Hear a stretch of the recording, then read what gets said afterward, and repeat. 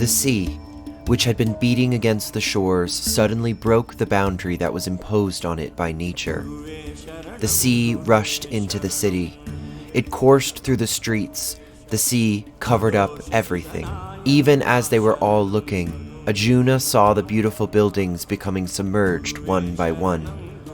Arjuna took a last look at the mansion of Krishna. It was soon covered by the sea. In a matter of a few moments, it was all over. The sea had now become as placid as a lake. There was no trace of the beautiful city which had been the favorite haunt of all the Pandavas. Dwarka was just a name, just a memory. The Mahabharata.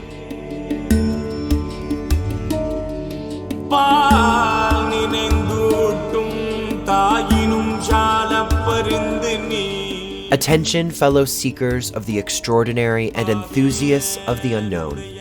Prepare to embark on a remarkable expedition unlike any we have encountered thus far.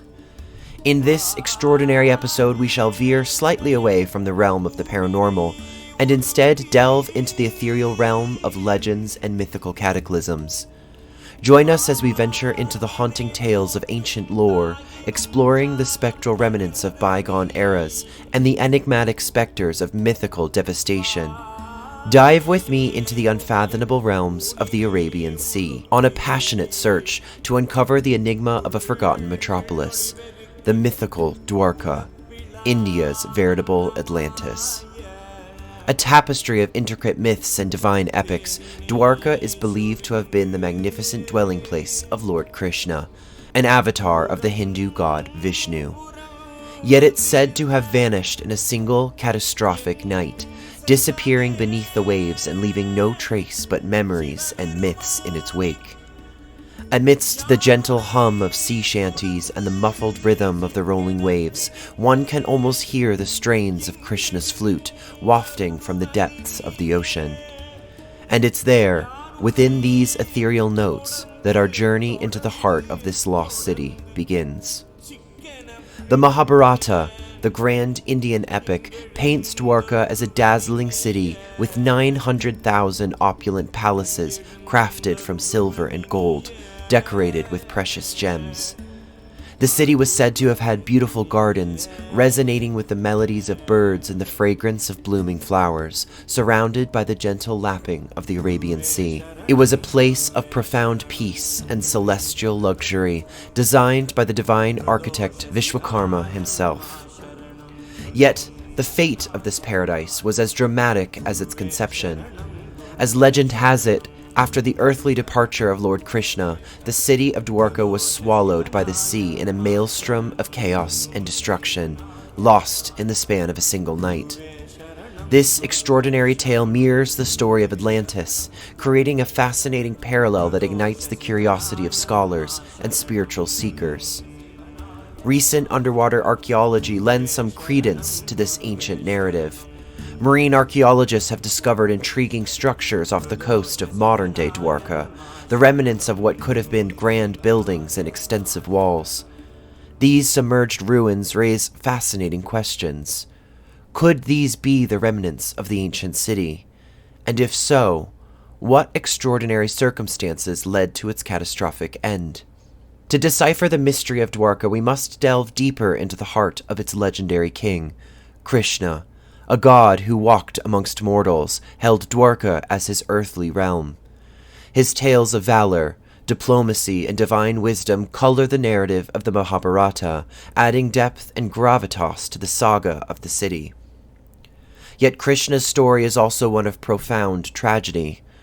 Following a series of curses and prophecies, it was foretold that upon his departure, his beloved city of Dwarka would be reclaimed by the sea. True to prophecy, the city was consumed by a furious tempest, disappearing beneath the tumultuous waves and thus ending the era of Krishna. Today, Dwarka exists both as a living city on the edge of the sea, teeming with temples that sing the glories of Krishna, and as a mysterious legend of a city submerged. Like the lost city of Atlantis, the ancient Dwarka lives on as an enigma at the intersection of myth, faith, and history. It is a tantalizing glimpse into a past steeped in grandeur and spiritual depth, lost but for the echoes of the divine and the secrets of the sea. Our exploration into the lost city of Dwarka is thus more than a dive into the Arabian Sea. It's a plunge into the depths of ancient lore and celestial mysteries. As we navigate the currents of legend and fact, we unlock a world where gods once walked, and where a city of gold now sleeps beneath the waves. So, join me on a voyage into the mists of myth and reality, braving the tempests of time in search of a city lost to the water. Do you have the courage to dive deep and uncover the secrets of Dwarka, India's legendary Atlantis, and to reveal the stories submerged beneath the silent waves?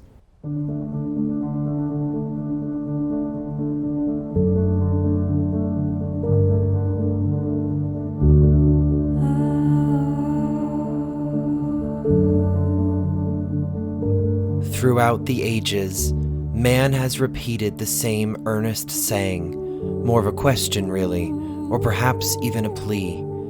If these walls could talk. But what if they do, and always have? Perhaps their stories, memories, and messages are all around us, if only we would take the moment to listen. On this podcast, we reinvestigate legends and tales of the past, and allow the echoes of their lessons to live on once again, informing us, educating us, and sharing new and unique insight into the inner workings of the paranormal and spiritual world. Will you dare to listen? This is When Walls Can Talk, the podcast.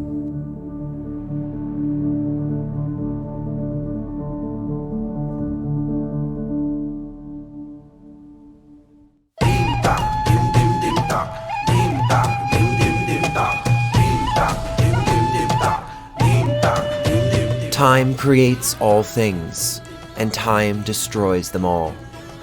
Time burns all creatures, and time again extinguishes that fire. The Mahabharata.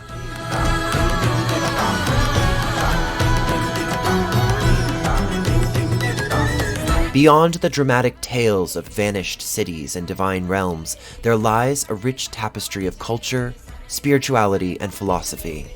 The enchanting land of India.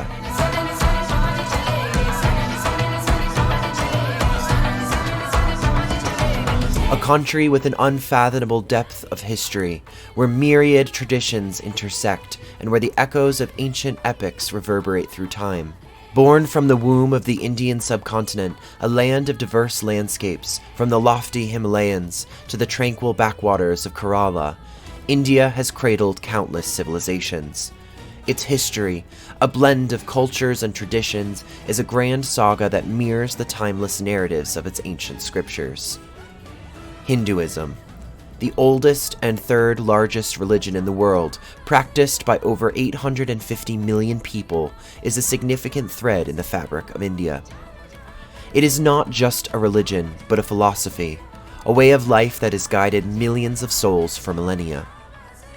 At the heart of Hinduism is a deep respect for all forms of life and a profound understanding of the universe's cyclical nature. And, of all its historical and spiritual texts, one looms above the rest: the Mahabharata, the grandest epic of ancient India. A Sanskrit epic that stands shoulder to shoulder with the Ramayana, the Mahabharata is not merely a collection of ancient narratives, but a rich tapestry of philosophical insights and spiritual discourse.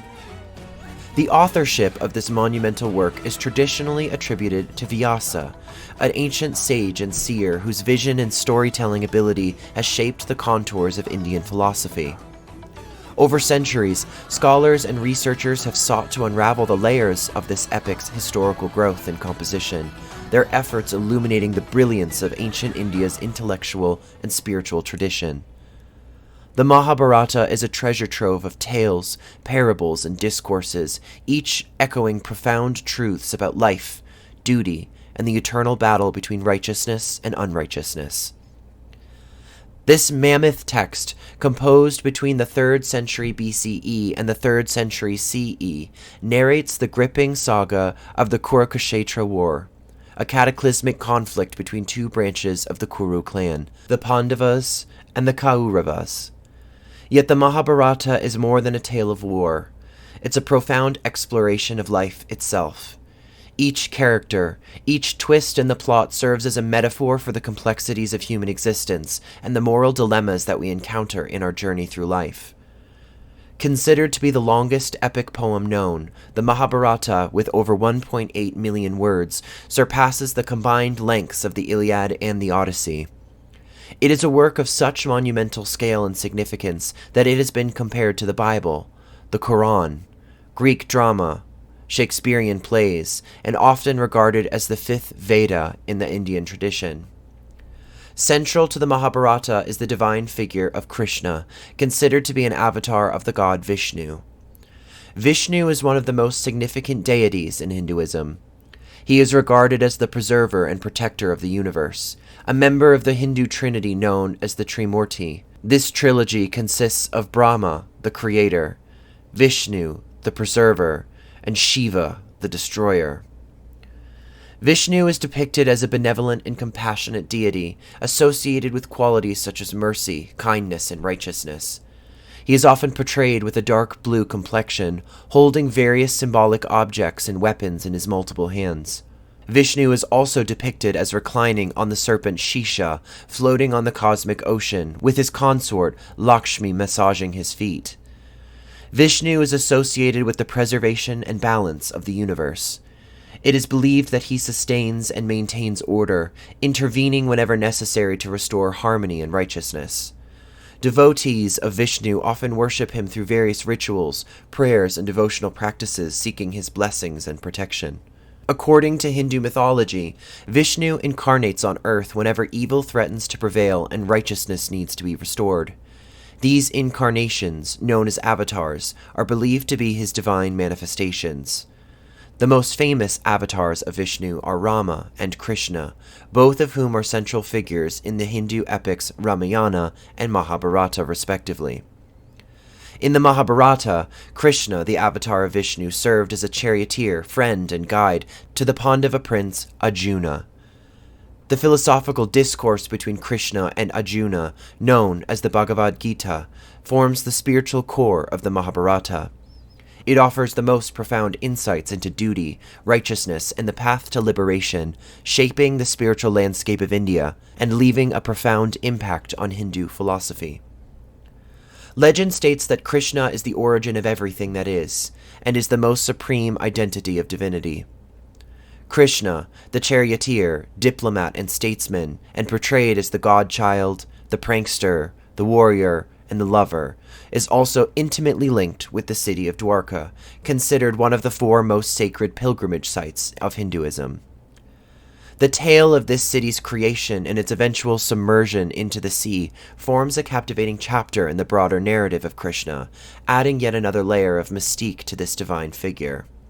But let's first cover the basics, lest I get ahead of myself.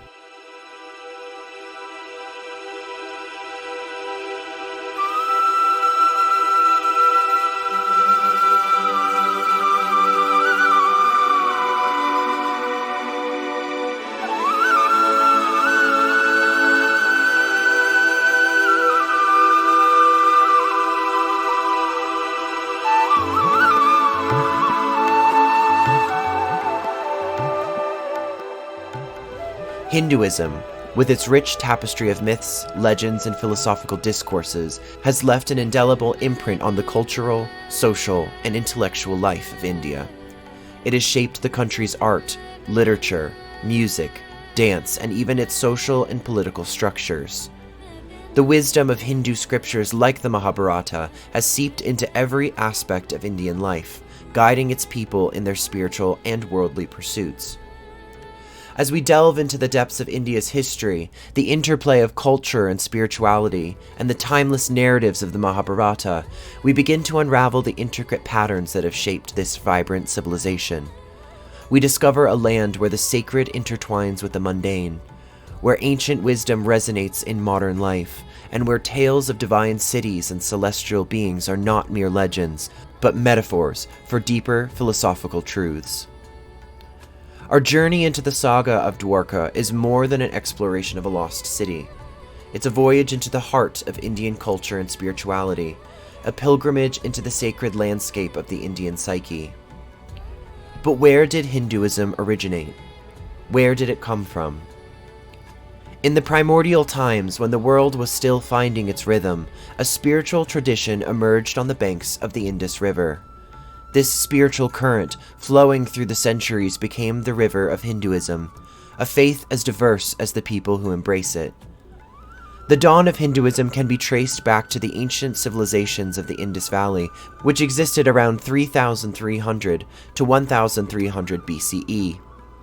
Here, seeds of a spiritual tradition took root, growing into a vast spiritual tree that shelters countless philosophical branches and diverse practices. Hinduism, unlike many traditions, does not trace its origins to a single prophet or holy book. Instead, it is a confluence of diverse thoughts, rituals, and philosophical schools. It does not demand adherence to a singular creed. Instead, it encourages exploration, offering myriad paths to spiritual realization. At its heart, Hinduism cherishes a few core tenets. The first among these is Dharma, an intricate concept that signifies duty, righteousness, and ethical living. It insists that every individual has a unique role to play in the cosmic drama, and fulfilling one's dharma leads to harmony within oneself and with the world. Next comes karma, the law of cause and effect, a principle that suggests every action has consequences that could span across lifetimes. The cosmic ledger of deeds underpins the cycle of birth and death, known as samsara, another key concept in Hinduism. Hinduism also espouses the belief in moksha, the eventual liberation from this cycle of birth and death. Moksha is the end of worldly suffering and the realization of one's ultimate nature, which is divine and eternal. The divine in Hinduism is conceived in myriad ways, from a single omnipotent deity to multiple gods and goddesses, each embodying a facet of the divine. It is a faith that accommodates monotheism, polytheism, and even atheism. Among the pantheon of Hindu gods, Lord Krishna holds a place of prime importance, his life and teachings forming the core of the Bhagavad Gita and the Mahabharata. As we venture into the fabled city of Dwarka and the legends of Krishna, we find ourselves sailing on the currents of Hindu thought, philosophy, and mythology.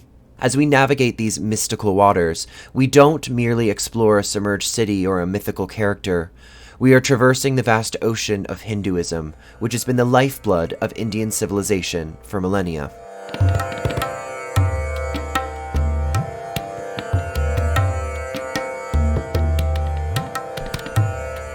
I must confess that the tale of the Mahabharata, which I'm about to recount for you in as much simplicity as I can, is quite perplexing at times. With its vast array of characters, intricate plot lines, and intertwining narratives, the Mahabharata is a vast epic that has enthralled generations of readers and scholars alike. But fear not. Although the Mahabharata can be a bit bewildering, its richness and depth make it a story that is well worth the effort and time to unravel together. And with a story as complicated as the Mahabharata, and with as many characters as there are to cover, I hope you don't mind that I'm going to have a little bit of fun with this. But the last thing that I mean to do is disrespect the work itself. But sometimes stories and epics like this of any culture are just so wild and hilarious to recount that I just thought I'd have some fun with this, so please do not be offended by some humor in here. I should also say that, as an ancient epic, there's quite a few aspects of this story that may be considered PG-13. So if you're listening with children, there's a lot of Greek-like stuff that goes on here, so just a gentle heads up.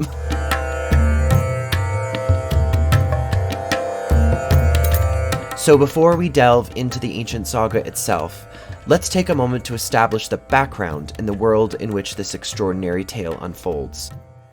We kick things off with King Shantanu, who must have had a thing for mysterious ladies he found by rivers, because he ends up marrying this peculiar woman, but here's where it gets really bizarre.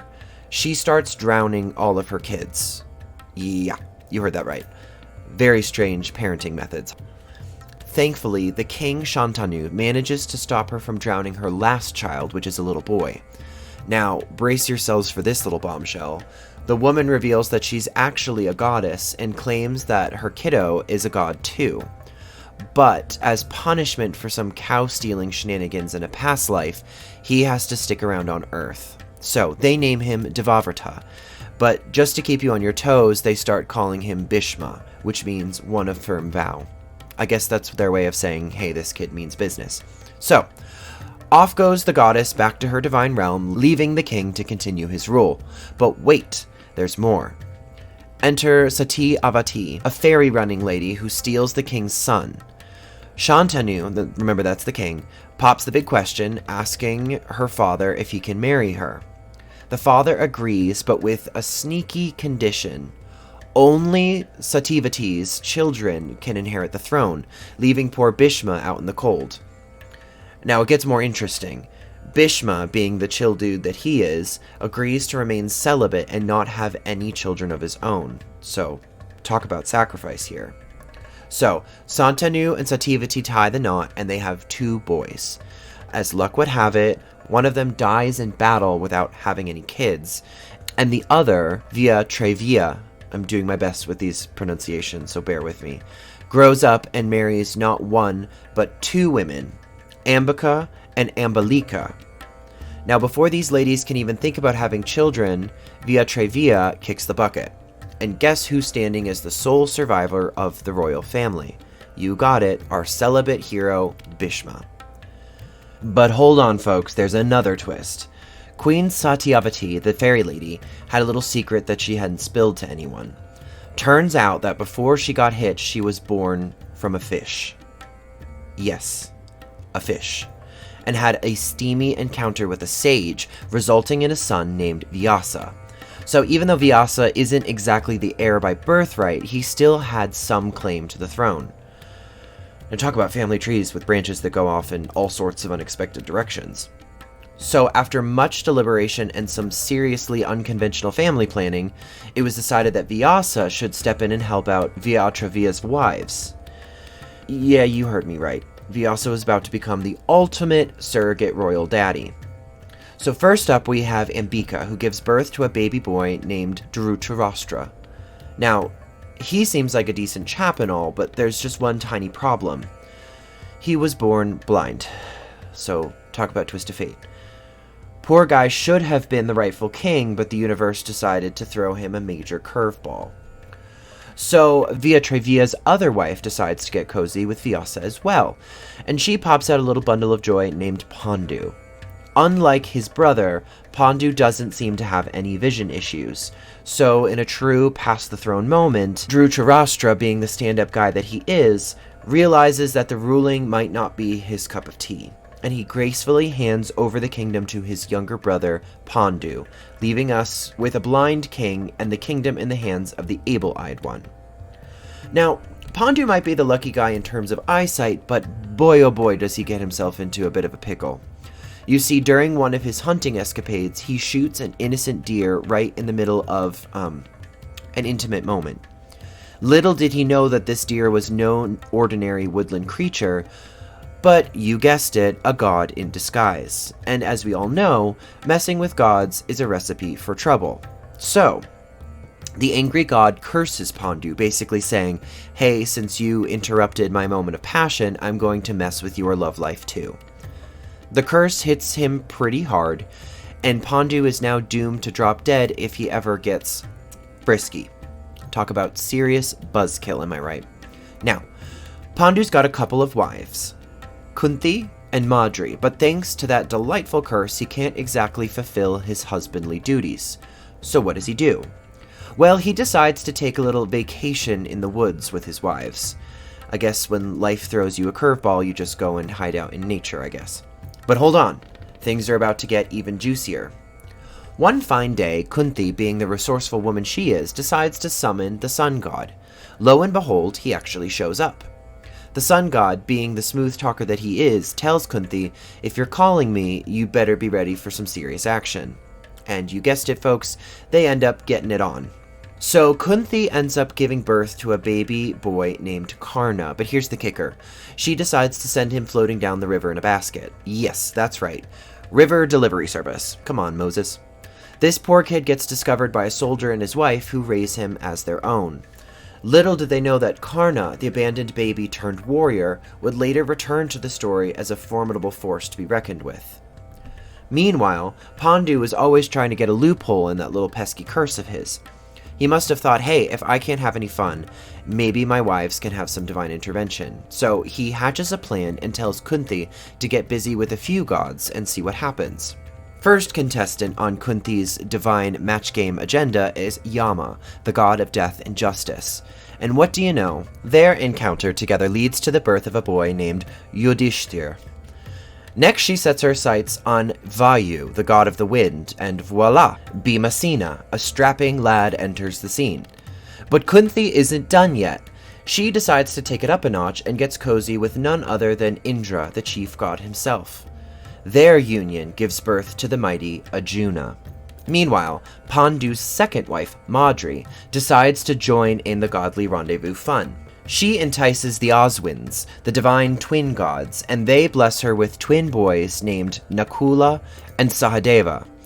So to recap, we've got Yudhishthira, Bhimasena, Arjuna, Nakula, and Sahadeva, all boys, all awesome, and collectively known as the Pandavas. That's important, remember that. These lads are the ones we're going to be focusing in on as this epic tale of epic proportions unfolds. But, alas, poor Pandu just can't resist his urges, can he? Despite the curse looming over him, he decides to get a little too cozy with his wife Mandri, and what happens next? Well, my friends, he meets his untimely demise right there in her arms. It's like a tragic twist straight out of a dramatic play. And to add even more heart-wrenching drama to the mix, Madri, unable to bear the loss, throws herself onto Pandu's funeral pyre. It's a double dose of tragedy and emotional turmoil for the whole family. Now here's where things continue to get interesting. Kunti, the ever-resilient wife, takes charge of the Pandava boys and seeks refuge with Pandu's blind brother. His blind brother had married the princess Gundar, who, in a show of solidarity, blindfolds herself to share in her husband's visual impairment. Talk about commitment to the cause. While Pandu was busy avoiding the bedroom like the plague, his brother assumed the throne and, along with Gundar, did what kings and queens do best, have lots and lots of children. And by lots, I mean a whopping 100 sons. And here's the kicker. These boys weren't your run-of-the-mill births. Oh no, they were born from a metal ball that Gundar carried in her womb for years. When the time was right, she took a good ol' whack at the ball and out popped the boys one after the other. But let me tell you folks, these 100 sons, known as the Kauravas, were far from angelic. They were a rowdy bunch, constantly at odds with their cousins, the Pandavas, and leading this pack of not-so-nice boys was none other than Duryodhana, the epitome of a baddie. It's like a never-ending family feud, with Bhishma playing the role of the concerned uncle desperately trying his best. Hold on to your seats, folks, because the drama is about to reach its peak. The wicked Kaurava brothers, fueled by envy and consumed by their desire for power, were determined to bring down their cousin Yudhishthira from his rightful place, and let me tell you, their methods were about as treacherous as they come. Their first diabolical plan involved trapping the Pandavas inside a burning palace, but luck was on the Pandavas' side that day as they managed to escape the fiery inferno. Undeterred, the Kauravas didn't give up their quest to gain control. They hatched yet another wicked scheme, this time targeting Yudhishthira directly.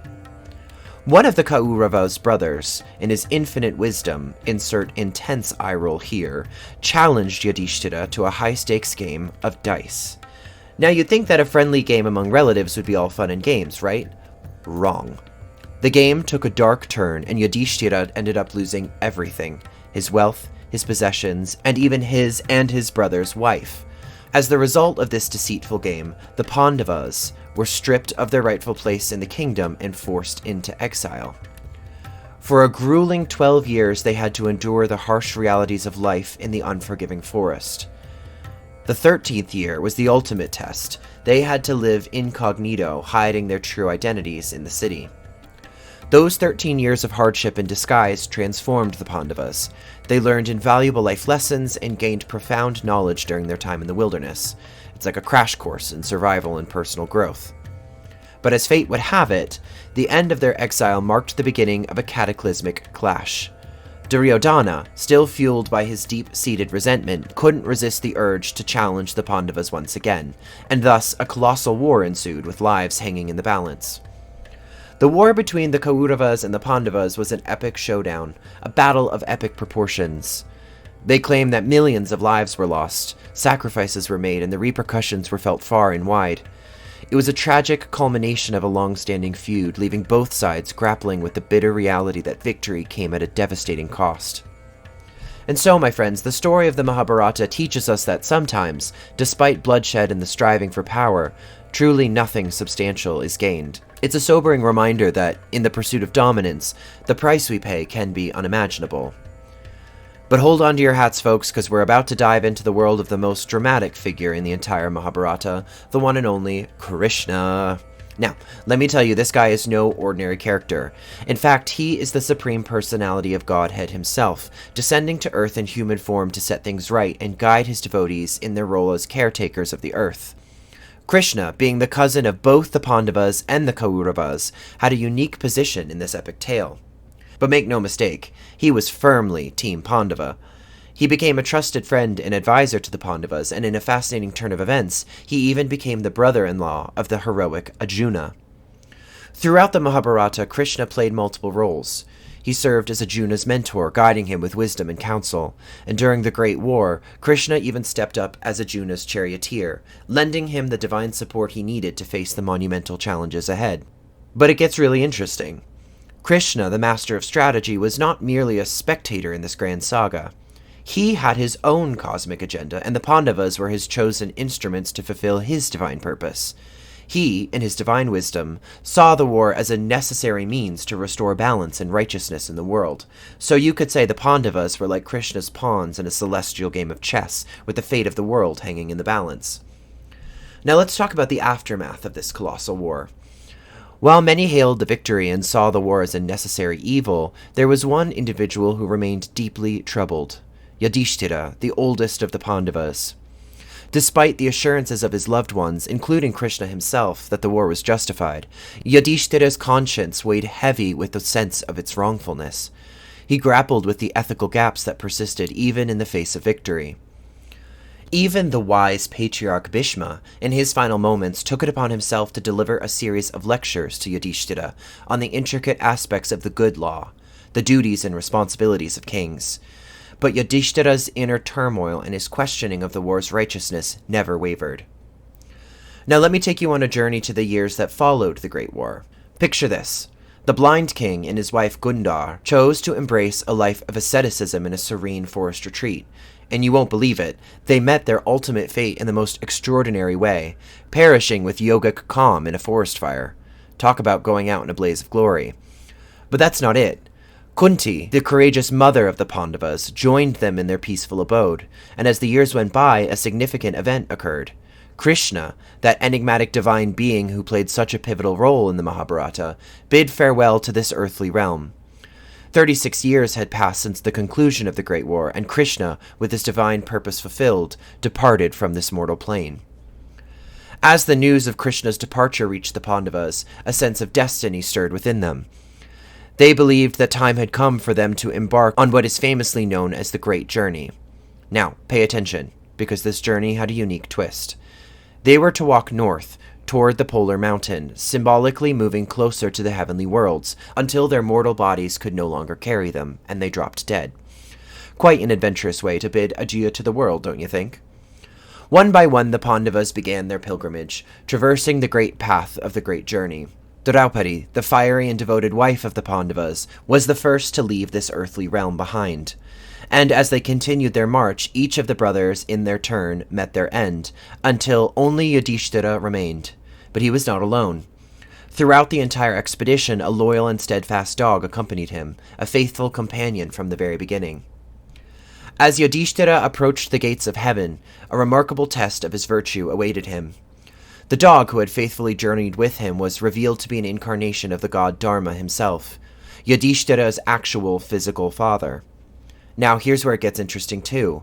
Yudhishthira was instructed to abandon the dog before entering heaven as a final test of his virtue, but our noble hero, true to his unwavering nature, refused to forsake his loyal companion.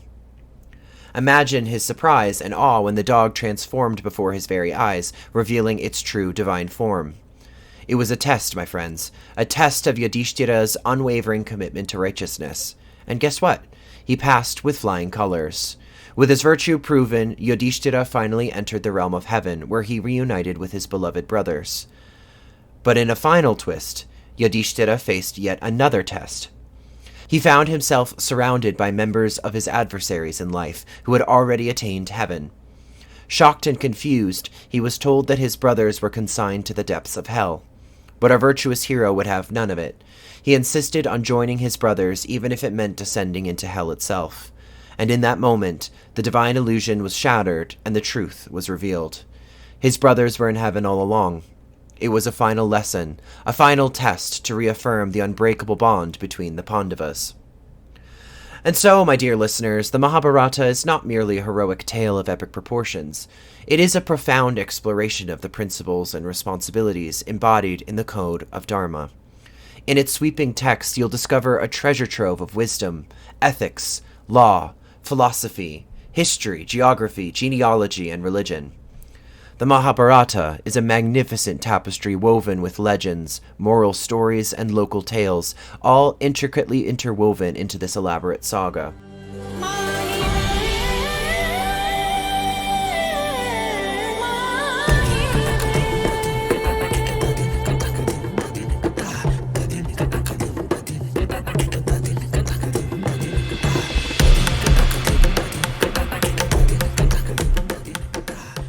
The Mahabharata, a revered Hindu epic, continues to captivate minds with its rich storytelling and profound impact on Hindu cultural traditions. However, the question of whether it should be regarded as a historical record or a work of fiction remains a subject of debate. One compelling argument in favor of the Mahabharata being a historical account lies in the detailed record of the Bharat dynasty and its lineage, as mentioned in the epic. The mention of more than 50 kings and their dynasties, spanning from King Manu, suggests a level of historical authenticity. It is unlikely that a purely fictional tale would incorporate such an extensive lineage. The Mahabharata itself categorizes its narrative as itihasa, meaning history in Sanskrit. The intentional use of this term by the ancient authors indicates their intention to present the events as historical rather than fictional. Had they aimed to compose a work of fiction, they would have labeled it as one of the other words in Sanskrit instead, which were the common terms for epics or stories during the era, like the term katha. A remarkable aspect of the Mahabharata is the presence of descriptions that seemingly reflect the modern world, even though it was written thousands of years ago. References to Kali Yuga, the current age according to Hindu cosmology, and the fulfillment of prophecies mentioned in the Bhagavad Gita, a part of the Mahabharata, have intrigued many. The striking resemblance between these descriptions and the realities of the present era raises questions about whether the epic could merely be a work of fiction. The existence of real places mentioned in the Mahabharata and the discovery of archaeological evidence have further fueled this debate. Over 35 sites in North India have yielded artifacts and structures aligning with the descriptions in the epic. Copper utensils, iron tools, gold and silver ornaments, and pottery have been found at these sites, providing potential links to the Mahabharata era.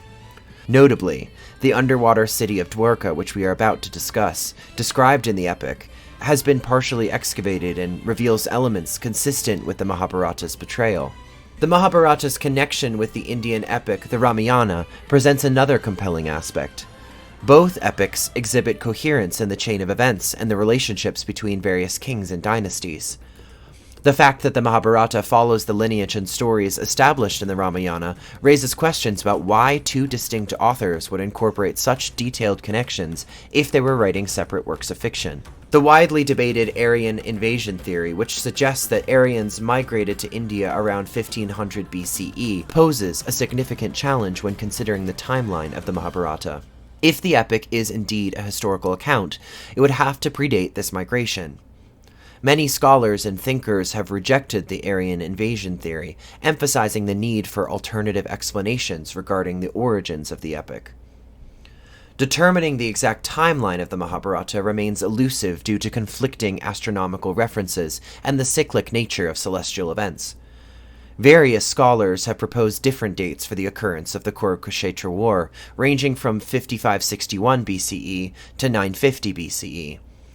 However, the precision of astronomical calculations in ancient times is questionable at best, making it challenging to rely solely on these references to establish a concrete historical timeline. One of the most debated aspects of the Mahabharata is the scale of destruction described in the epic. The claim of a 4 million casualty count during the Kurukshetra War presents a challenge when compared to the estimated world population at the time, estimated to be about 110 million people. Additionally, the mention of advanced weaponry and the description of an unknown iron thunderbolt resembling a nuclear weapon has garnered a lot of attention. However, the lack of archaeological evidence of radioactive remains or nuclear-related artifacts raises doubts regarding the occurrence of a prehistoric nuclear war. All this to say that the debate surrounding the historical accuracy of the Mahabharata is a complex and multifaceted issue. While proponents of its historical occurrence present arguments such as detailed lineage records, archaeological correlations, and interconnections with the Ramayana, skeptics raise concerns about the scale of destruction, astronomical dating challenges, and lack of concrete evidence. As of now, the available evidence offers intriguing possibilities but falls short of definitively proving the epic's historical authenticity. Therefore, the question of whether the Mahabharata is in fact or fiction remains a subject of continued exploration and interpretation. Now, I'm sure you're all asking yourself, now, wait a minute, Jeremy, how have we gotten over half of the way through this episode and Dwarka hasn't come up? Where does that fit into this grand tale of the Mahabharata? Well, my curious friends, Dwarka holds its own significant place in this epic saga, and its story is as fascinating as the rest of the narrative.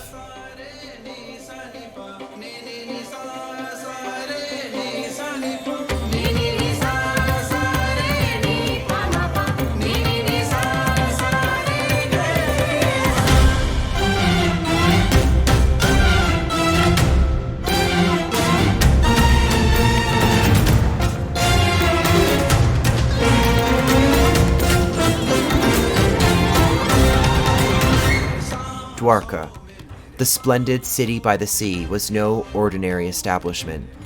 It was a majestic kingdom ruled by none other than Krishna himself. After the Great War concluded, Krishna sought to establish a divine kingdom, a haven where righteousness and prosperity could flourish under his divine guidance. Legend has it that Lord Krishna, with his divine prowess and mystical powers, caused the city of Dwarka to rise from the depths of the ocean. Yes, Dwarka emerged from the shimmering waters like a gem sparkling under the sun. It was a magnificent sight to behold, with its golden palaces, majestic temples, and bustling streets teeming with joyous residents. It was surrounded by strong walls to prevent invasion from outsiders and turned the glorious city into a strong fortress. Dwarka became the ultimate abode of Krishna, a thriving center of culture, commerce, and spirituality. The city brimmed with opulence, and its residents reveled in the blissful atmosphere of Krishna's divine presence. The Yadava dynasty, to which Krishna belonged, flourished in Dwarka, and the city became the seat of power for its illustrious lineage. This utopia functioned in a world of science and technology centuries ahead of its time. Its sacred writings even speak of advanced flying machines and nuclear warfare called vimanas, long before the birth of human flight. All of its structures were made of gold, gems, and jewels, and its buildings were said to stand so high the tops were floating amongst the clouds. It was considered to be the greatest city on Earth. But, my friends, as we know, every tale has its twists and turns. Despite its glory, Dwarka faced its own share of challenges and trials. In due course, fate cast its shadow upon the kingdom. Internal conflicts and strife plagued the Yadava dynasty, sowing the seeds of its eventual downfall.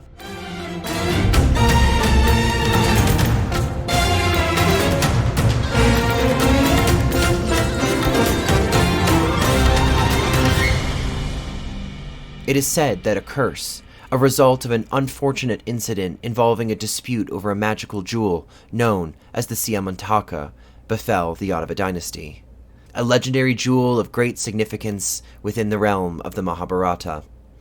The Siamantaka was no ordinary gemstone. It possessed mystical powers and was said to bestow immense wealth and prosperity upon its possessor. According to the ancient scriptures, the Siamantaka was originally obtained by the great deity Surya, the sun god himself. This radiant jewel possessed a deep blue hue, akin to the color of a clear summer sky, earning it the name Siamantaka, meaning deep blue in Sanskrit. The jewel was passed down through generations, eventually coming into the possession of Satyajit, a noble Yadava prince and devotee of the sun god. With the Siamantaka adorning his neck, he experienced unparalleled fortune and opulence. The jewel's radiance was believed to attract divine blessings, causing abundant crops, flourishing wealth, and favorable circumstances for Satyajit and his kingdom. However, the Siamantaka's mystical powers also attracted envy and greed. The jewel became the subject of contention and desire, sparking conflicts and misconceptions among those who coveted its blessings. The Mahabharata tells us that one fateful day, Satyajit's brother donned the jewel and ventured into the forest for a hunt. Tragically, he was attacked by a lion and perished, and the Siamantaka disappeared from sight. The jewel's disappearance fueled rumors and accusations, with fingers pointed at Krishna, who was a close confidant of the Yadava lineage, and often associated with miraculous deeds. Determined to clear his name, Krishna embarked on a quest to find the Siamantaka and uncover the truth. Ultimately, the mystery was resolved, revealing that the Siamantaka had fallen into the possession of a lion who had slain Satyajit's brother. Krishna confronted the lion, vanquished it, and retrieved the jewel, bringing an end to the doubts and suspicions surrounding its disappearance. But the perceived curse of the jewel brought forth a series of tragic events, leading to a gradual decline of the once thriving kingdom of Dwarka. Discontent and discord infiltrated the hearts of the Yadava rulers and their subjects, unraveling the harmony that once defined Dwarka. And then, my friends, the unthinkable occurred.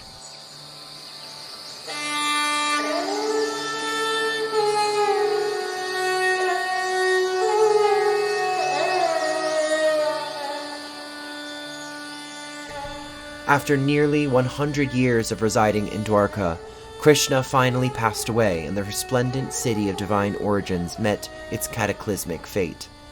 As prophesied, Dwarka was engulfed by the mighty ocean, reclaimed by the very waters that had given it birth, forever etching it into the memory of its people. In Mahabharata chapter 3 it is written, "When Krishna left the earth to join the spiritual world after 125 years, the deity of the ocean named Samudra took back the land, sparing only Lord Krishna's palace." So there you have it, the enigmatic tale of Dwarka, a city born from the ocean's embrace, adorned with the divine presence of Krishna, and ultimately destined to face the ravages of time and water. Dwarka stands as a poignant reminder of the transience of all things, even the most magnificent of creations.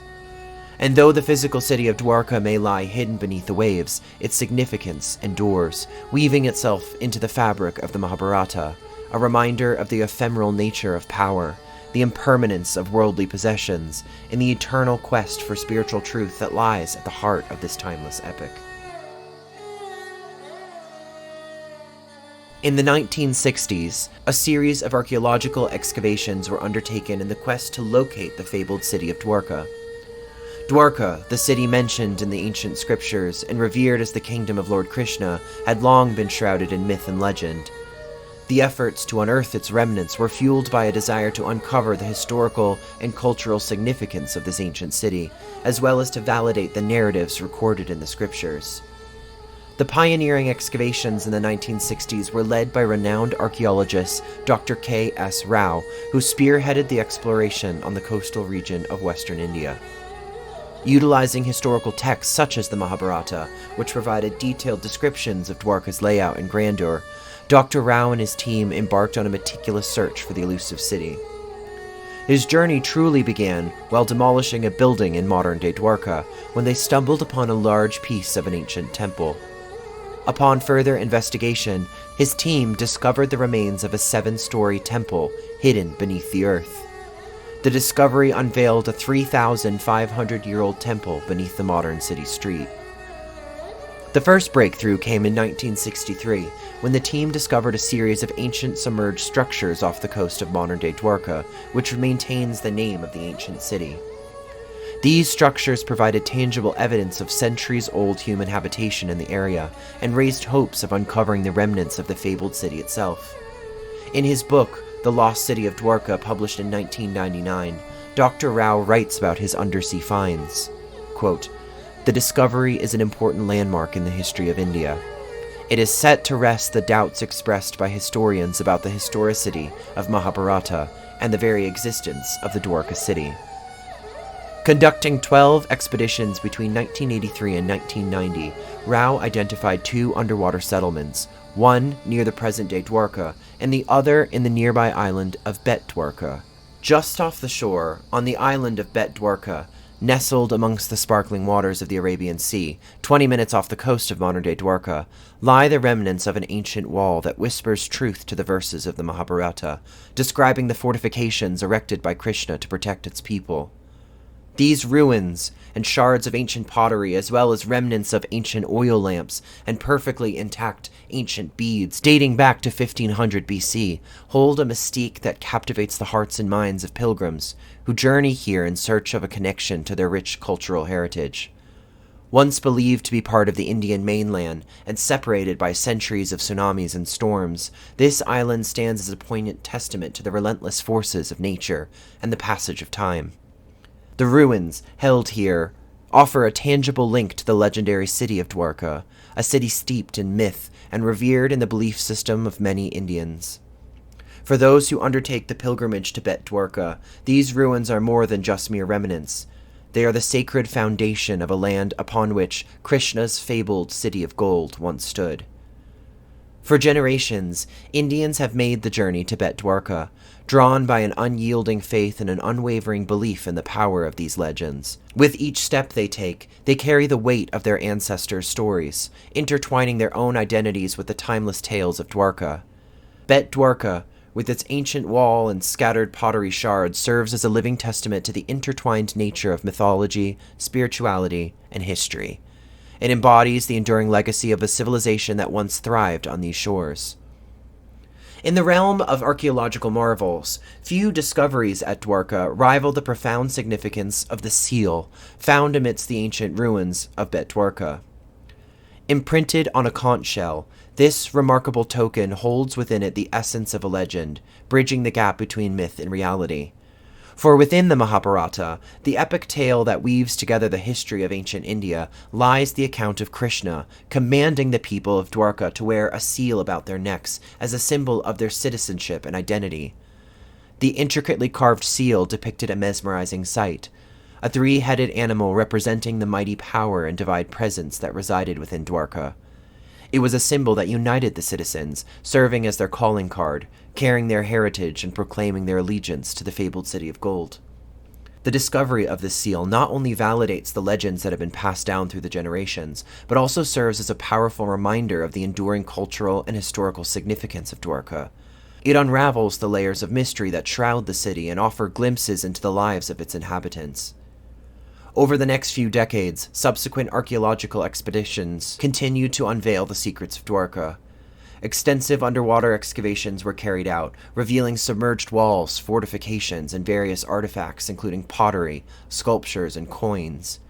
These findings not only confirmed the existence of an ancient city, but also hinted at the grandeur and prosperity it once possessed.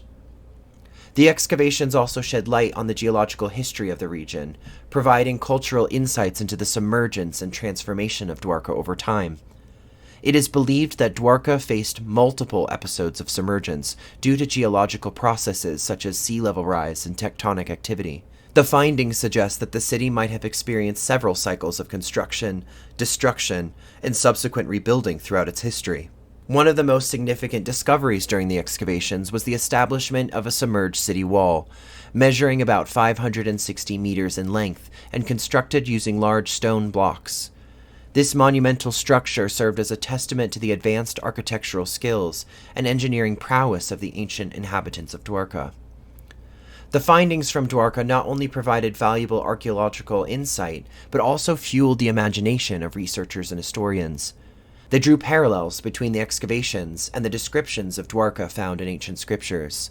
The meticulous planning and organization of the city, the presence of majestic palaces and temples, and the thriving maritime trade mentioned in the texts seemed to align with the archaeological findings. As the excavations continued, researchers unearthed more evidence of Dwarka's prosperous past. They discovered a massive 5,000-year-old stone anchor, believed to be a remnant of the thriving maritime culture, indicating the city's importance as a port and trade hub. Additionally, the remains of a sunken harbor and docking facilities were found, supporting the notion of Dwarka as a bustling seaport.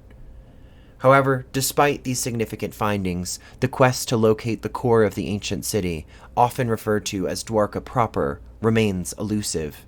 The scriptures spoke of a magnificent city with grand palaces, temples, and public buildings, but its exact location continues to elude us. In recent years, advanced techniques such as remote sensing, sonar imaging, and underwater exploration have been employed to further investigate the submerged structures and unravel these mysteries. These technological advancements have aided in mapping the underwater topography and identifying potential sites for further exploration. While the search for Dwarka's core city continues, the excavations and findings thus far have significantly contributed to our understanding of ancient Indian history and culture. They have reaffirmed the historical authenticity of the narratives recorded in the scriptures and shed light on the ancient architectural and maritime practices of the time. Furthermore, the exploration of Dwarka has spurred interest in underwater archaeology and its potential to unearth hidden civilizations and submerged cities around the world. The efforts to locate Dwarka have paved the way for further research and exploration in underwater archaeology, opening up new avenues for understanding our shared human heritage.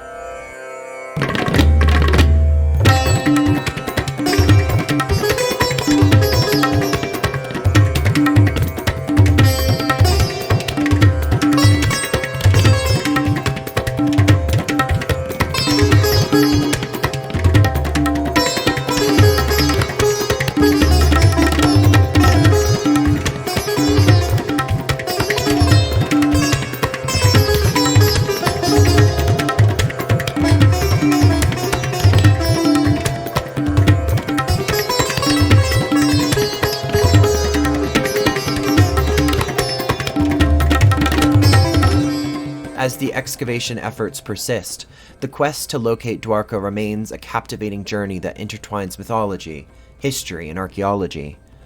The ancient city's rich cultural legacy and its connection to the beloved deity Lord Krishna continue to inspire researchers and enthusiasts. With each new discovery, the story of Dwarka unfolds, providing glimpses into a bygone era and deepening our appreciation for the ancient roots of Indian civilization.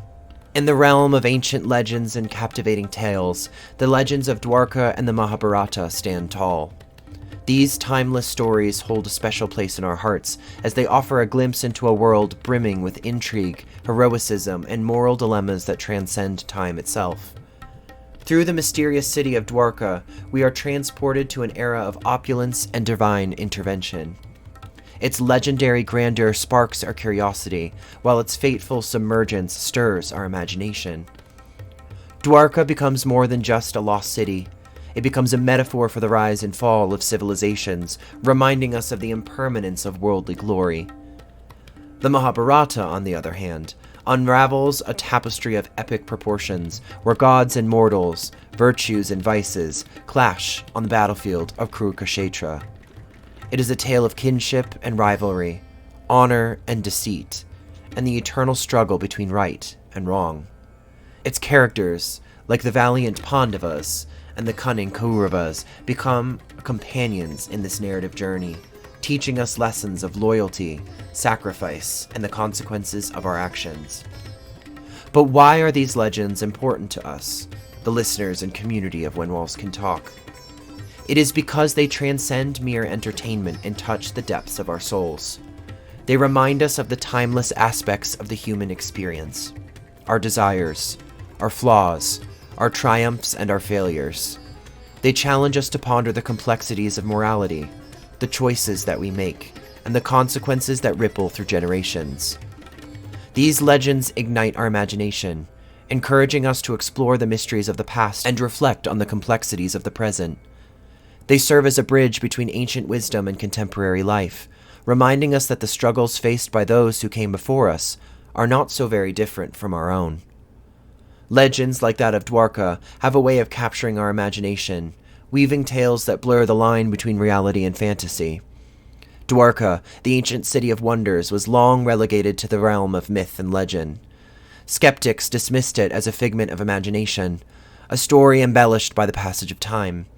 But recent discoveries have shaken the foundations of this doubt, compelling even the most hardened skeptics to question their assumptions and consider the possibility that Dwarka may not be a mere legend after all. Off the coast of India, where the Arabian Sea kisses the shores of India, lies a treasure trove waiting to be found.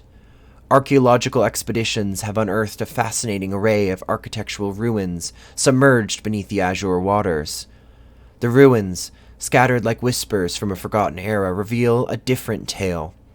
A tale of a majestic city that once stood proud, defying the ravages of time. Amongst the discoveries are arched stones, expertly carved and precisely interlocking, hinting at the architectural marvels that adorned Dwarka. Their mere existence challenges the skepticism and forces us to question the boundaries of our understanding. The precision and complexity of these submerged ruins defy natural explanations, leaving experts baffled. The intricate carvings tell stories of a prosperous city, a hub of trade and culture where artistry and intellect flourished. But what do these discoveries mean for us? They ignite a spark of curiosity, compelling us to reevaluate our preconceived notions and venture into the realms of possibility. Dwarka, once dismissed as a mythical tale, now demands our attention and invites us to unravel its mysteries. As the evidence accumulates, the doubts begin to dissipate. The submerged ruins of Dwarka stand as tangible proof of a forgotten chapter in history. The story of Dwarka, once shrouded in skepticism, now emerges as a tangible reality, beckoning us to explore its secrets. No matter the veracity of the tales surrounding the legendary city of Dwarka, one fact remains undeniable. A forgotten city lies concealed beneath the mesmerizing depths of the Arabian Sea. Its existence alone is a testament to the mysteries of the past, captivating our imaginations and fueling the eternal quest for knowledge and understanding. Yet, as we think upon these submerged ruins, we cannot help but ponder a tantalizing possibility. Was this city not merely a creation of mortals, but rather a divine masterpiece created and crafted by the gods themselves? In the end, the true nature of Dwarka may forever remain shrouded in the mists of time, leaving us to marvel at its mere existence and ponder the infinite possibilities of the human and divine realms converging beneath the waves.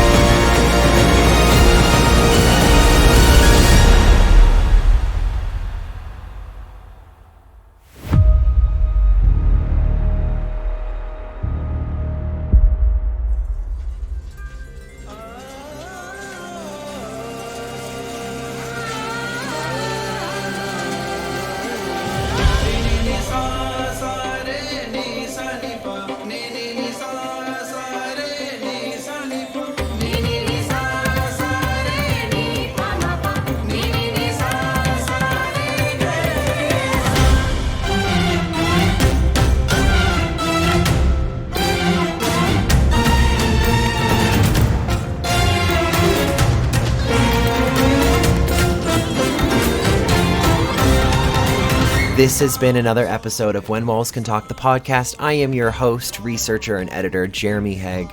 Thank you again for tuning in. I hope you enjoyed this one. I know it was a little bit different from anything we've covered before, but these are similar stories that may not all fit perfectly into the world of the paranormal, but still tell us stories of our past hiding in the walls and in the ruins waiting to speak to us. And I felt it was important to also touch on various world religions so that we can all be a little bit better educated on the world around us and maybe gain something from their perspective and their teachings and practices. As always, please join us on the Facebook group if you are an avid listener.